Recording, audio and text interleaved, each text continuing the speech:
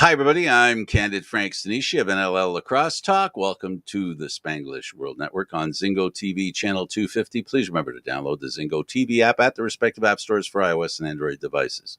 While you download, make sure you rate and leave a comment. Both apps are absolutely free. Zingo TV is available on Google Chromecast, Amazon Fire TV Sticks, Roku Sticks, and also on all smart TVs 2016 forward. Now, on NLL Lacrosse Talk, joining me, of course, is our co-host, Gary Groob. Gary, how you doing, buddy? I'm doing great, Frank. It's great to be back in Canada after touring across the U.S. with Philadelphia and Rochester, playing in the Fan Cup, of all things. What a great tournament that is. It's a great experience.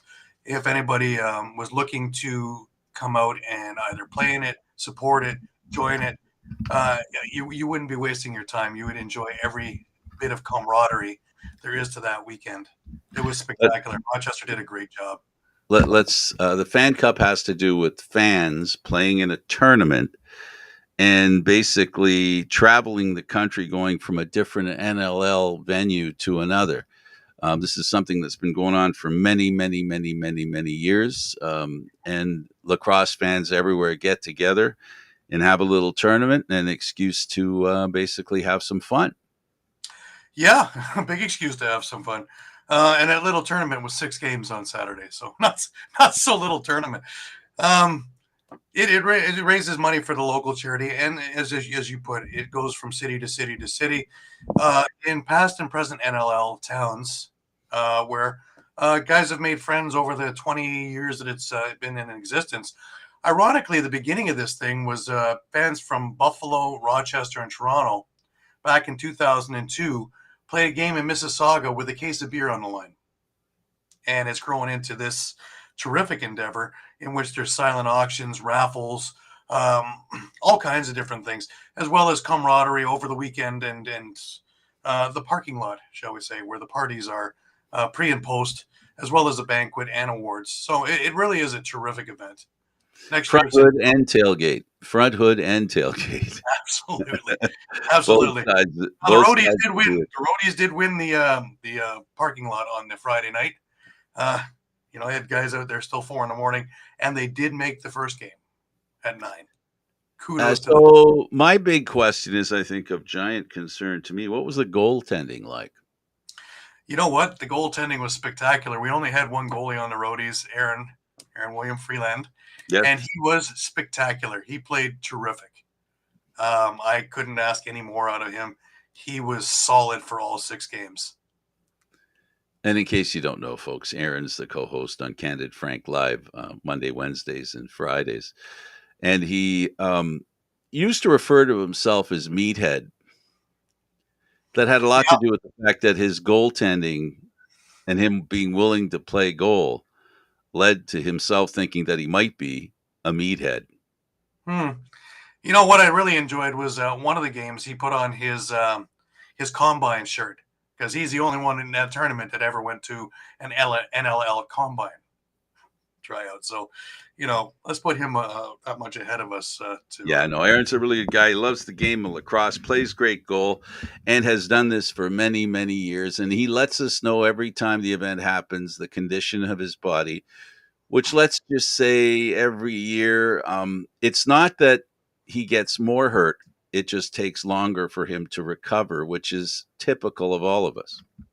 Well, I feel a little bit like Humpty Dumpty. I had my chiropractor put me back together again too, So it was a great look, and I wouldn't have traded it for the world. And I was in Philadelphia a couple of days earlier and doing a few things, lacrosse and non-lacrosse related, and it was a wonderful time. So it was nice to actually get to travel again. That's my first foray out of the country since all of this nonsense began. So, what do you think of Trudeau's app?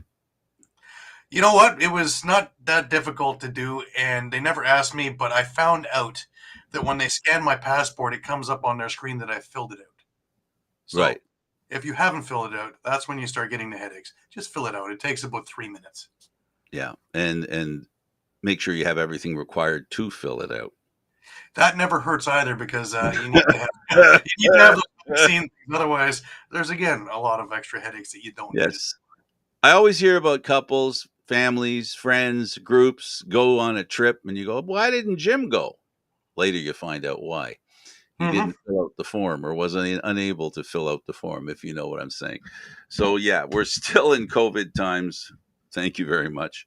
The Yeah. good news is you guys had a chance to leave the country to join other lacrosse fans, and let's confirm.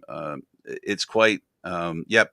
If he's ready to come, bring him in. Yeah, Daniel, go ahead, bring him in. Our guest is waiting for us. Our guest is John Grant Sr. And John Grant Sr., there's a junior to go with John Grant Sr. So this guy has done a lot for lacrosse, including sire, a pretty good lacrosse player. Yeah, the best in the world. It's a royal family. How are you, John? It's great to see you. Hey guys, how you? Good. Can you hear us okay? Perfect. Okay, great. So John Grant Sr., first of all, we always ask our friends, and we consider everybody who plays and is involved in lacrosse as friends, how they caught the bug. How did lacrosse enter your life? Well, interesting. In Peterborough, Ontario, the PMLA, I was 1960, 61. They ran a chocolate milk promotion in the south end of Peterborough, which where the arenas were then, the Civic Arena, and Campbell's Dairy had the truck there, and of course the word got out in the neighborhood, free chocolate milk.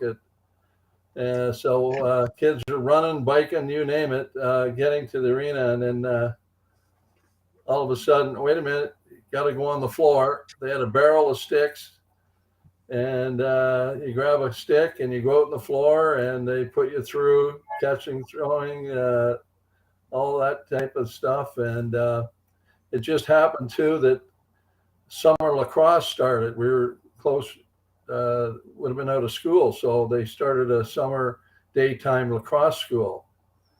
So once we started with the stick, it was a place to hang out, and the little 6-ounce chocolate milks with the paper cardboard, we could see the water still. It was that cold. So there was a bunch of kids outside the arena drinking that up. It was good. So let me ask you, now that's how you got involved. What kept you in it? Well, it gave me time, house league, where you got time to love the game, and you play with your peers, the kids that you went to school with, and it wasn't like, they taught. Don Barry was a head instructor that in those days. Bobby Allen was a head instructor, and that year it was all about the stick. And once we decided to stay and join the house league day school, you were given a chance you had to sell 3 $1 tickets. And in 1961, that was hard, believe it or not. That's when the pop bottles were raining out down on the side of the ditches and railroad tracks. So I did a lot of collecting pop bottles to get the $3. But Pat LaRock, we opened his trunk, and there was a load of wooden sticks. And you pick out a woody, and where you go. You're looking at this thing, okay. And it just happened too that Johnny Davis and some of the senior guys and junior guys were always around the rink, and you go up to them. How do you do this? And they'd show you how to take the stick apart. They'd show you how to put shooting strings in. Even to the point where a bunch of us watched, the one, I forget the fella's name, was shaving down his stick, because some of the handles were pretty huge in those days. And they were traditionally break a beer bottle in a plastic bag, pick the right pieces out, and start shaving the handle down. And they taught us that.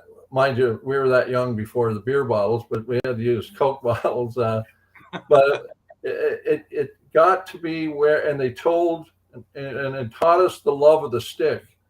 If it rains, put it under your jacket, because in those days we walked, we biked, and so we learned at an early age how important the woody was, and it was part of you.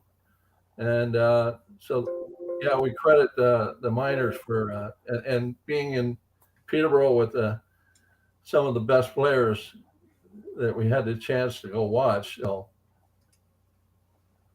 and it happened in 61, that particular year, we won the All Ontario Championship in not Pine Point, it was Mississauga, Port Credit Arena. So great experience, and the group stayed with it. Now you stayed in Peterborough for your junior, playing with the PCOs, and you had a couple of Minto Cup appearances. You won one, you lost one. Let's talk about the one you lost, because that was really the more, shall we say, the more famous one, actually. The 71 season to Richmond. That still leaves a mark. That hurts. Obviously, it's our first time out west. We were lucky that the way the series went in the East, we faced Tobico, and we had close series with them. But we walked into their rink and they had posters of Vancouver and all that they're going, and that kind of gave us motivation. And here we are, and we ended up out west. We had a team meeting before we left, whether we could pick up one goalie, and we decided to go with our team. And the West, they were allowed to pick up 5 of the best players in the West, all the top gunners, and we took them to 7 games and 3 in overtime, and probably 12 goals called back on the questionable rules. And but everything was stacked against you in there. Well, even when we left, Vancouver Sun, they did an article on how that they felt that we got robbed, saying that probably that series is a landmark series as far as Queen's Park Arena. You wouldn't want to play anywhere else than Queen's Park, and the old screen in those days. And it was amazing arena, amazing area. And I think it was over 28,000 that attended that 7-game series. Wow. I mean, the fans there in the arena, people dug underneath the arena to come up, and they come up under a dressing room. They wanted to get in, and kids cut through the screen on the big fan. It wasn't on at this particular time. Those days, you run, as soon as you're in, you run to wherever you were going to sit. There was no seating order, but yeah, amazing adventure, and we learned a lot from it, even though it hurts. Right. And you got your revenge the next year. You won in 4 games straight, beating the same Richmond team. Yeah. Yeah. Well, we waited for them at the airport. We were ready for Richmond again, and hopefully Richmond and they did come back. So, yeah. Right. And then you finished with junior. Quite numbers, man. 93 goals, 204 assists in 70 games. Amazing numbers. And you wind up with the MSL team, Peterborough, and you win the N Cup first year out. Well, that was a special time, getting to play your team that you grew up watching, running out in between periods and shooting on the net, and me and my buddy Barry Ryan, and it was pretty amazing that go in the dressing room for the first time, and here's Johnny Davis and Cy Coombs, and Larry Ferguson, some of the legendary players. And it was funny in those days. In '73, there was ashtrays in the room, so I got my spot, and just looked around and go, okay. It was a great experience, and the special part about that is it was 4 or 5 of us from junior came up, and we ended up on the same line. Coach Allen put us together as a second unit, and it was great. Now I want to jump over now to the National Lacrosse League. In '74, you wind up in Philadelphia. Now the interesting thing is, when that team started, that was the same day that the Flyers won the Stanley Cup. So that city was already in a frenzy. We had Jim Wasson on a while back, and he talked about some of the experiences there, and basically being treated like rock stars. Talk a little bit about Philadelphia, the crowd, the event, the league, everything. Well, again, the history of Philadelphia, and here we are from Peterborough, and we landed in Philadelphia and did some kind of a press junket, and got to get around in the Spectrum, and wow, it was pretty amazing. And of course, the Flyers they were on their run. We were in a hotel about 3 miles away, and we're heading now for the Spectrum, and about a mile that we couldn't go any farther. We all had cabs ordered, and we had to get out of the cabs and walk with our bags over our shoulders through this maze, because they circled like a parade all the way around the Spectrum, and they were throwing beers out, and everybody's drinking and partying, and the poor Montreal bus, they come in a little later, got through, but the fans were rocking the bus, and but it's to this, what a memory of they had to clear the arena out, and all they had I think over 15,000 for our opener. That's amazing. But you had great crowds there throughout, right? 12,000, anywhere between 12 and 16,000 while you're playing. Well, the interesting thing there is we were a summer sport, not a winter sport. So our two teams that we basically had to go against was the Phillies and the Sixers. And lucky the Sixers weren't doing that well. That was before Dr. J arrived, and and then if the Phillies got rained out, they would announce, come over to see the Wings play. So it's right across the street. So it was a real interesting, and we played in wooden floors. Right. And that was the other key that we still talk about to this day. The difference from 74 to 75 is the wooden floor. Right, because they put the carpet into 75, right? And people, our attendance went down in 75, not because of the talent, the game, but they come to us at practice, and there's something wrong with the game. Yeah, you can't hear it anymore. Right.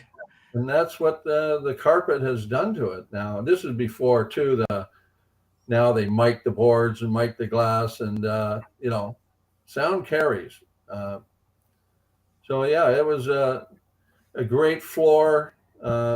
All the floors in the NLL back then, Montreal Forum was like Queen's Park, the small plywood or hardwood. So amazing. Right. It was funny because we actually had Ed Tepper on the show, and he went through the story of finding the turf with Ed Snyder. They were actually here in Toronto, and they were watching an indoor soccer thing, which brought a whole other topic up because he invented major indoor soccer. But he fell in love with the color of the green and how it shot out, and from then on, the Spectrum had it, and then Toronto and everybody else took it. So, yeah. So what was visually good hurt the game in its own right. Yeah, and we had, to get to play in the Boston Gardens was pretty amazing. After watching on TV and seeing the banners, right? Pretty disappointing.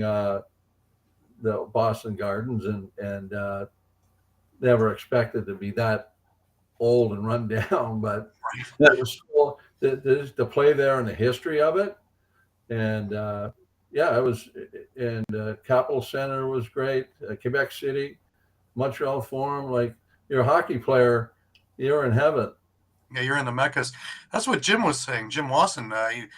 All the things that the NLL is striving for today, you guys had. You guys were being paid well for the era.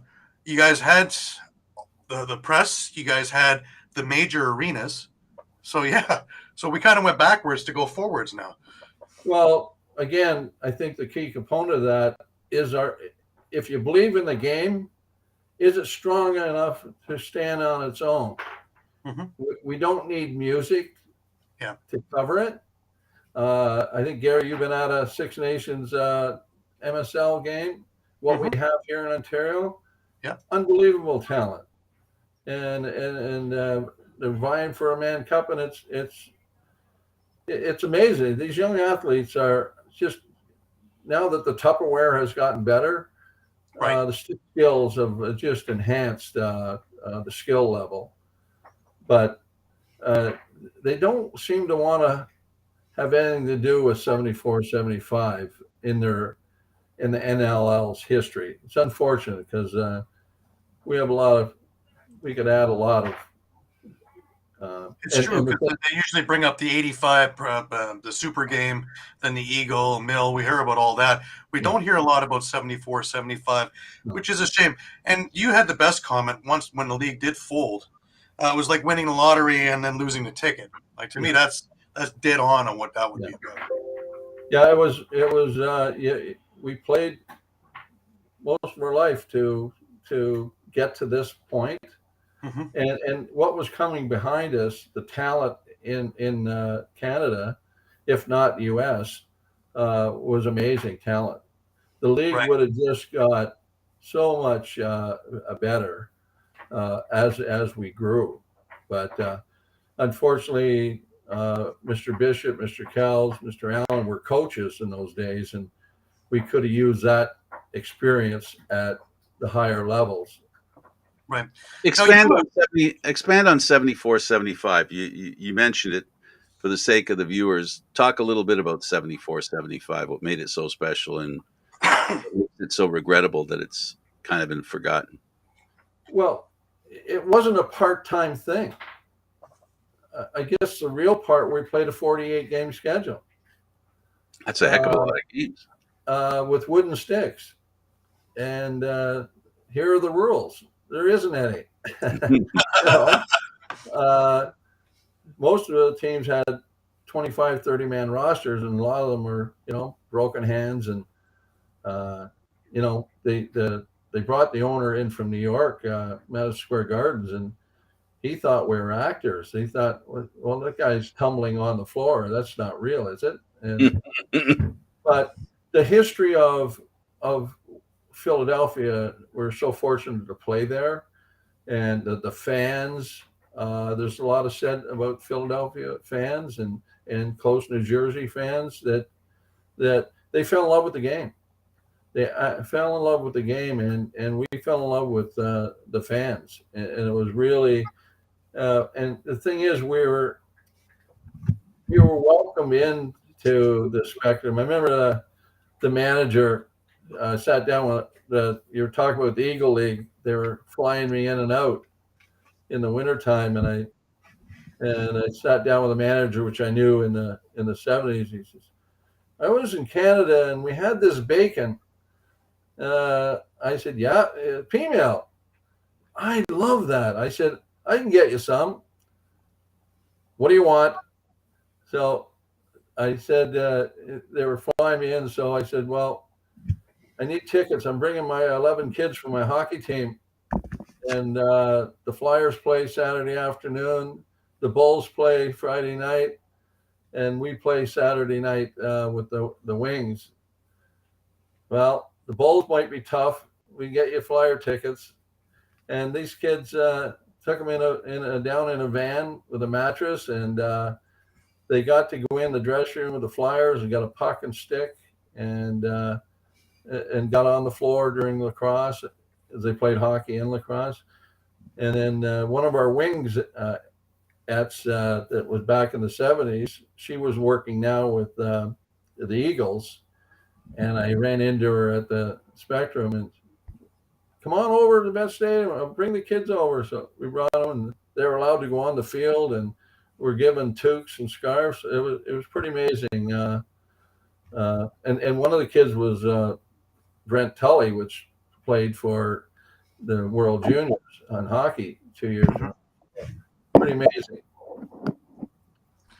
Now let's move over to another one of the so-called miracles, and we're going to talk about the 1978 field team, the team that at one point wasn't even going to happen, and you guys took this challenge by the thing and just went crazy. You guys learned a game to be able to compete, and not only compete but win. Well, one of the things we had in behind the scenes that they fought, kind of got ahead of the CLA, and Boyd Behringer, and he pulled it all together. And Bobby Allen was our coach, and we had some West guys, and we're all box players. Right. We're all box players, and we'd get together on weekends and to practice and go to Syracuse for token club games and stuff like that, but turn around and play during the week playing box. So it was quite a learning experience going in. Of course, being in England, and we left Canada in July.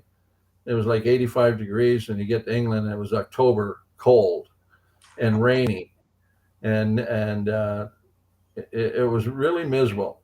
And of course, playing field lacrosse, how do you keep at that time we had 23 players, and now you look at the rosters now of 40. How do you keep 40 guys happy? That when you play box, you're in rotation all the time. In Right. field in England, I was a seventh man attack. We had 7 attack guys, so you get your 5 minutes, and you might not get the ball for 5 minutes, and then the other guy gets his turn. So it was. We were looking for a flight home. It was, and it was amazing. After we got clubbed by the U.S., we had to play Australia to get a crack at them again. And again, everybody's kind of bitching and going over stuff. And our trainer, Barry Bartlett, I give him so much credit. We were down for morning breakfast, and all the teams are in this big dorm kitchen area. And he stood up and he did our taping and that. I'm sick of you wimpy Canadians. All I hear is crapping, and you're this, and it's raining, and my feet are cold. And he lit into us really good. And it was a great wake up for us. And we ended up standing up and giving them standing ovation.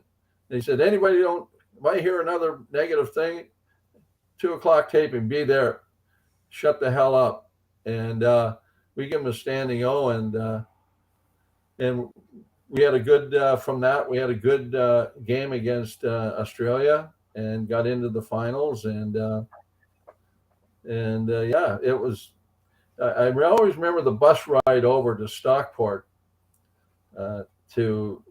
And we were pounding. It just happened to one guy hit a stick on the floor of the bus, Right. and then somebody else hit the stick on the bus, and then somebody else in the stick. So you can imagine, by the time we got to the stadium, they could hear us coming from a mile away, and, Wow. and we get off there. But and that was a box game. We just played loose ball. Our captain, Carm Collins, had trouble with the long pole, so he said, "I'm going to cut 10 inches off this and make it shorter because it'd help him pick Lucy's up in front of the net." Mm-hmm. And so everybody chipped in, and it, unfortunately for a lot of the guys, that they end up going down to 14 players from a 23 roster. Mm-hmm. It wasn't best for a lot of guys, but they sucked it up, and they're all part of it. And to this day, we had a reunion a couple of years ago before COVID, and they were introduced at the Memorial Center. And we had 21 out of 23 showed up for the reunion. Wow. And they were walked out to the Memorial Center floor during a nation game, and Nice. they were given a standing O. And I said, "Enjoy it, boys. This is the first time you ever got a standing O in Peterborough." So, now the thing is this too, it was the template that's still used today on how to build a field team. well, it changed though. See, and I've had this chat with Coach Allen. We're traditionalists because I've been around 61 years. You're a lefty, you're a righty. On the field, they in '82 when we went out for the '82 team, mm-hmm. they got more field oriented and to where A goes to B, C cuts around D, F goes around G, and this guy shoots. I go, so you're out in the field, and we didn't know whether you're A or B, or we never went through this stuff. Instead of, this is a loose ball, this is how you catch the ball. And interesting, the stick situation in England, because we were still playing box with our woodies, a lot of guys had trouble. We'd get these, and the sticks then weren't very good. So we're drilling through the sidewalls and boot lace and leather and trying to get a Tupperware stick like our box. And at the dead hour, a trainer of mine, Tommy Phillips, he put a catgut in my woody because you had to have a stopper. And that's what I used in England. I used my wooden stick with a catgut stopper in it, and they allowed it. So, what was the advantage of using catgut as opposed to what you would have used otherwise? Well, instead of just shooting string or just putting a makeshift, this guy was meticulous that he put because our wooden sticks were made of catgut, the sidewall, and then he added to that and weaved it through like it was magic. But okay. It had to be a certain. It's like you see a Tupperware now with a stopper at the end, and but I wouldn't recommend it. It was wet and cold, and it wasn't really good for it. But it's one of those sticks that you carry that you shave down, and it was part of you that was hard to change. Right. So, and again, expand on the shaving down. How did what you did make it yours? Well, you gotta your stick. You always make it personal. I mean, we have a lot of kids in the NLL now that probably don't know how to string a stick, don't have anything to do. So there's always one or two guys in the team that know how to string, and they would be the stringers for like the wooden sticks. You'd get them, and the leather would be weaved through. So you'd got to pull all that leather out and rerun it through the holes. And then the handles could be very thick. That's where I was going. Yeah. So you pick them up, they're like a log. So as you're shaving and you got sandpaper and you test it, and then you shave more and you test it like it's an egg kind of shape that felt good in your hands, and then the roll and where your pocket is. And we got kind of, like I say, spoiled from day one back in the day of how important they were.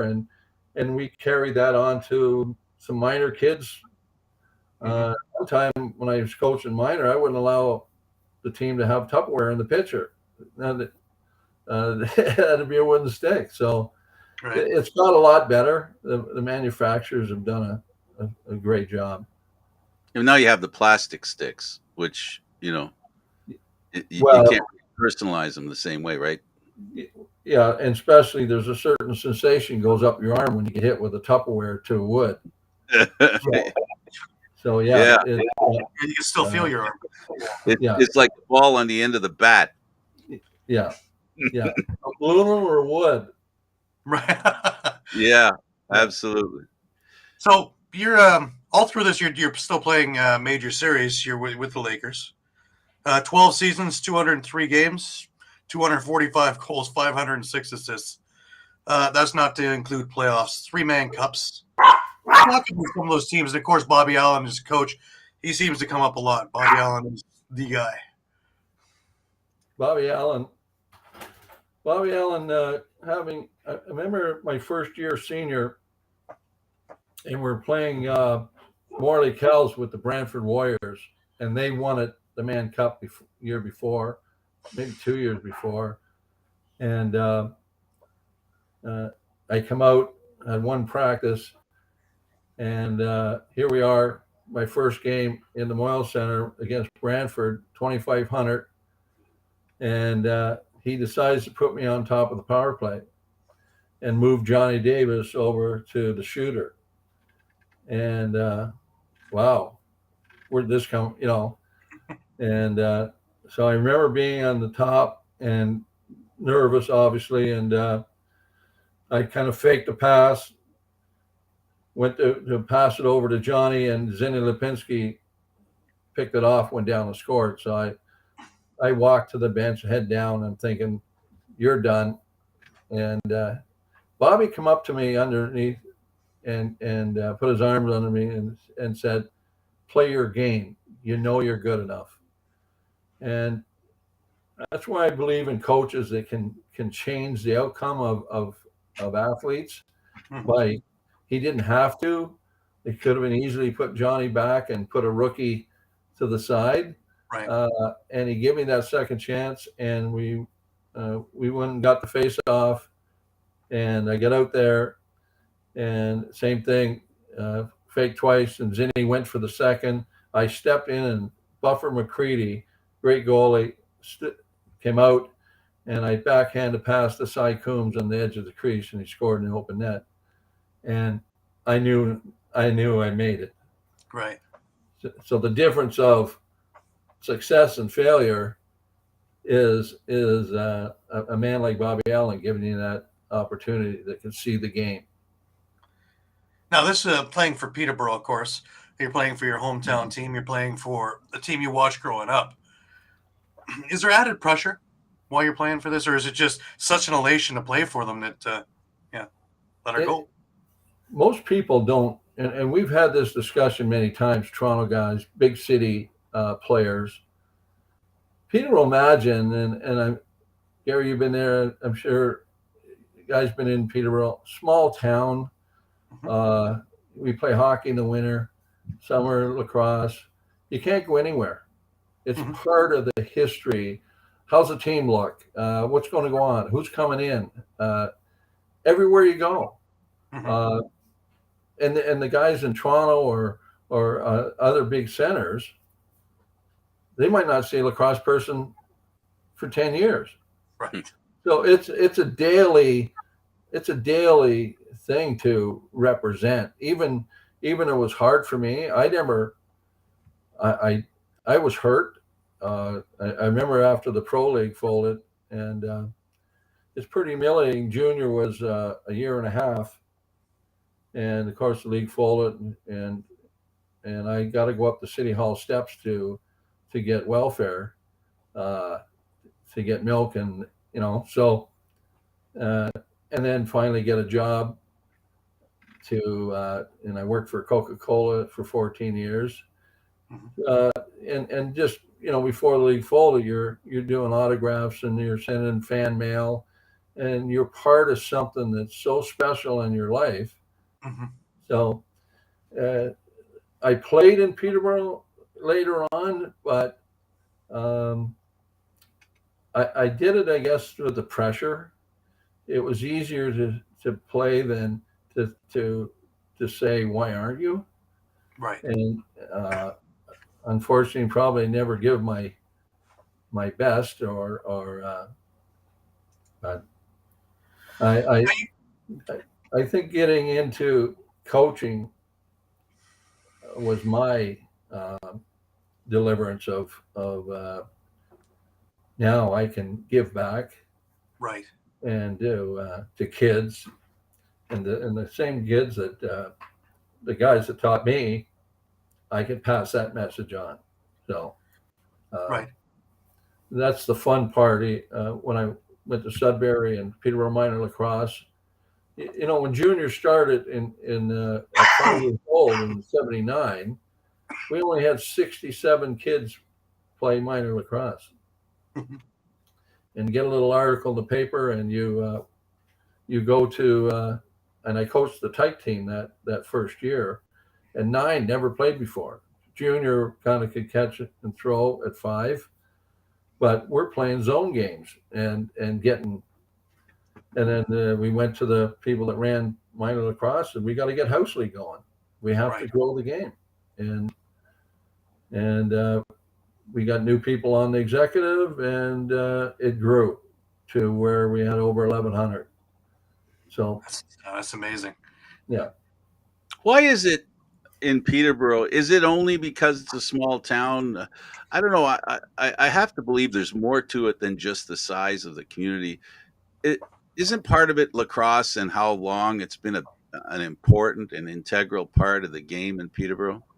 History has certainly helped us, but saying that, you're part of the community. Everybody knows it's the old North End, South End.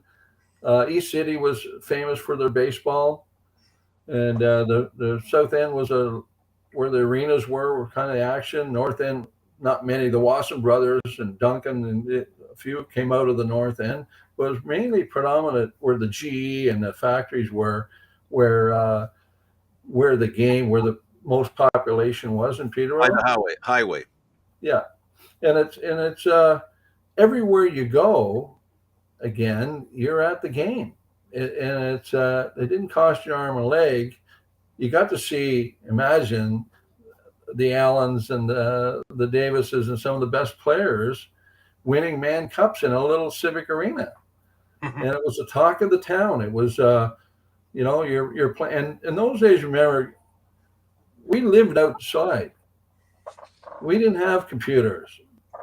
We had your stick, peanut butter and jelly sandwich, and you're at somebody's backyard, and and that's a game always turned up at the park or at somebody's backyard, and Mrs. Smith making sandwiches, and we're all over and our competition was always amongst ourselves.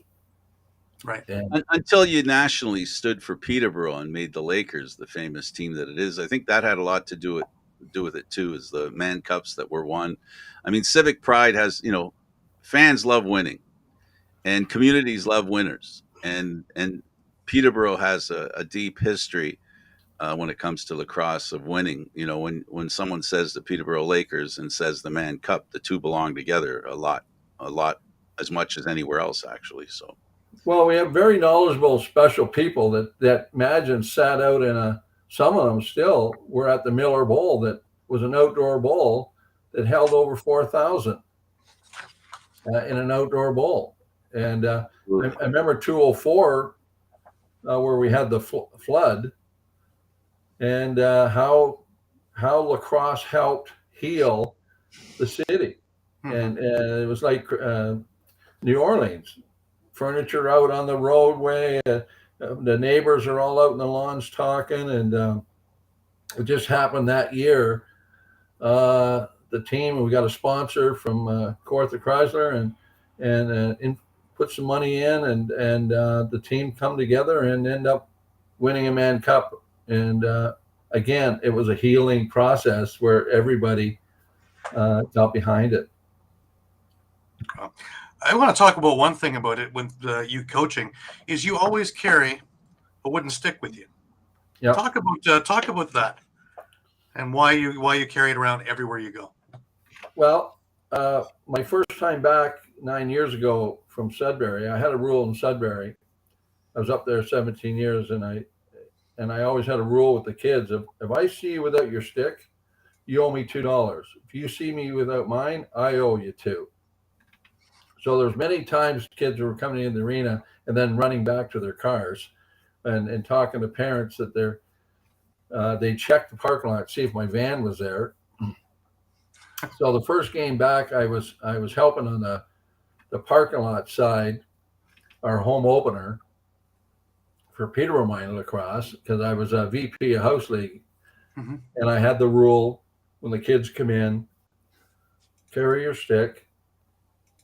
So they, of course, I didn't have mine, and they remembered. $2, $2.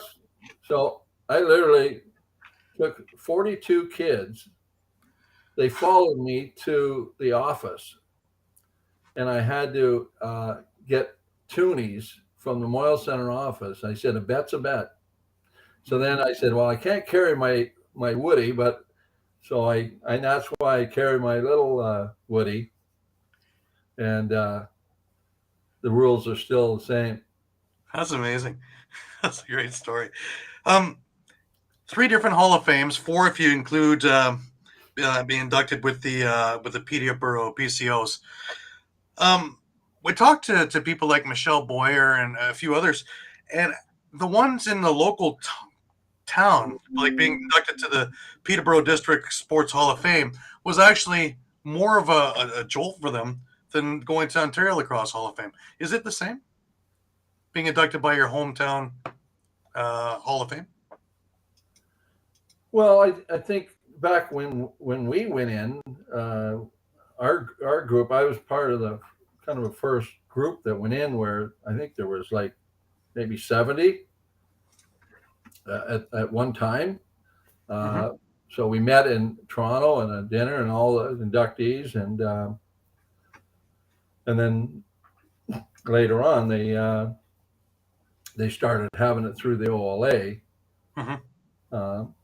But it's, I mean, when you get anybody, you get in your own hometown Hall of Fame, it's pretty special. Right. And of course, the walk big one around, with the Canadian. and walk around the Moyle Center and see your picture on the wall. It's pretty amazing. Yeah, definitely. And like I say, the Canadian Lacrosse Hall of Fame, that honor is spectacular. 2008, you're inducted there. Just the honor of it. Just talk a little bit about that. Well, it's to play the game, and you don't play it for thinking you're going to be down. Most of us played for cold beer and Right. a bag of chips. But the chance to and meet, in those days we never ever talked opposition. It was like the John Ferguson get up and leave. But I mean, the game has changed now, where all these young players now are all intergrouped to know each other. So that part of it's changed. But to play against some of the best Western players and Ontario talent, and deemed to think they're good enough to make the Hall of Fame is pretty special. Now, talk a little bit about today's game in comparison to the game that you played and you grew up with. Are we moving forward? Or are we moving backwards? What do you think? Well, today's game, I had an interesting chat with my son actually before we went on the air. He called and we got talking, and he was talking about the Sixes championship. And he said, "Dad, I had to go to the 80s. I had to pull out the 80s program." He says, "What do you mean 80s?" He goes, he put the lines together. He put two lines together, 2 5-on-5. And so when we played coming through the system, our competition was our own other lines. Right. Because we had to play defense and we had to play offense.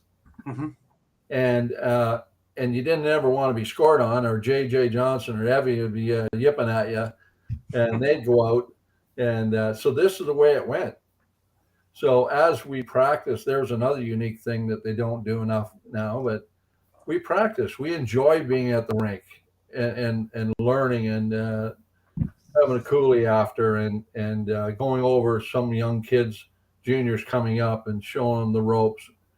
But now it's offense, defense. And if you're 6'4", you're 220, you're a D guy. Right. And that should never be. I tell midget kids and bantam kids, don't get pigeonholed. Tell the coach you want to learn everything about what it's like to be hit with the ball and what it's like to give it back when you don't have it. What it's like to win the ball in the offensive zone or the defensive zone. Be a complete player. And I think that's where a lot of these young athletes, they're faster, unbelievable condition, but I think it'd be great if they would go back to 5-on-5 and do line matchups and learn team concept of this is our line and this is our team. Then now you got 7 offensive guys and you're in a rotation, and it's hard. It really is hard. So you don't really like the idea. I shouldn't put words in your mouth. And I'm just going to say that fine-tuning players makes them not available to deal with surprises. You know, expectations are when you play a game that there's surprises, and if you fine tune yourself too much, you're not able to deal with other situations that aren't part of the way it's supposed to go. Yeah, if you love the game, you have to understand all aspects of the floor. Sure. You know, the goalie's long passes, now their equipment is so big. How many long passes for breakaways do you see anymore? Mm-hmm. That's basically gone. People get excited, and you got a loose ball, you're coming out of your end, and all of a sudden they ask, why is he stopping? Why is he going off? Little things like that. And then they roll it to the guy. I would let it go and then give the guy crap. I said, I wanted my stick. Don't roll me the pass. Like, right. People are paying money for these athletes to put on a show and show that intensity. And like I say, these young kids are pigeonholed, I believe, into a defensive set or an offensive set, and they aren't allowed to cross that divide. Right. I'm sure the odd ones are, but very few. Now, Peterborough's back in the hunt for the Mann Cup, so I'm sure everything is vibrant out there. They're playing tonight. God willing, I'll be there Monday night, so I look forward to seeing you. But that should be that's game 5. So, yeah. Any tickets, bud? Yeah, I could. I'm sure. You going? What the both of us come? We'll get you up in the suite. Sounds great. What day? That's Monday. Monday. What time? 8:00. 8. So if I leave here, Gary, around 4, I'll make it there in time, right? You should be there in time, yeah. It's going to be like a 3-hour drive. I'm in Wasaga Beach. Beautiful. I'm up here at Simcoe. Okay. I'll be up with Boyer. So, yeah. Well, you're welcome. I get you tickets and enjoy the game. And get you and Gary, you've been up to the suite, the alumni suite. Yep. Love it. Well, if I can make it, I'll take you up to the I'll take you up for the invitation. Anytime in the nations, or hopefully we get by this round. But anytime, come and look us up. And what day again? Monday, you said, right? That's Monday when I'm going. Yeah. I have a 6 o'clock and a 9 o'clock show. I have a CFL show at 9 o'clock. Oh. John. Okay. Well, I'll carry the flag. Keep him in the loop on the schedule, and I will. We'll get the both of you in. That sounds great. Really I want to thank you, John. I really want to thank you for taking the time to do this with us. This is terrific. Well, thank you. My pleasure. You guys are doing a great job. Thanks. Thank you so much. We appreciate the compliment, but it's pretty easy when you're covering something that's pretty much self-motivating, I guess. Thanks, John. Okay. Thank you, guys. Thanks, Gary. Well, for John Grant and Gary Groob, I'm Frank Stanisci. Thank you for watching NLL Lacrosse Talk. Seen live Thursdays at 4 p.m. Eastern Standard Time. This show can also be heard on the Spanglish World Radio Network. For Lacrosse Talk and news, entertainment, and other sports programming we offer, please check out SpanglishWorld.ca. Spanglish World. Watch it, hear it, read it, download it, and live it. See you next Thursday, everybody.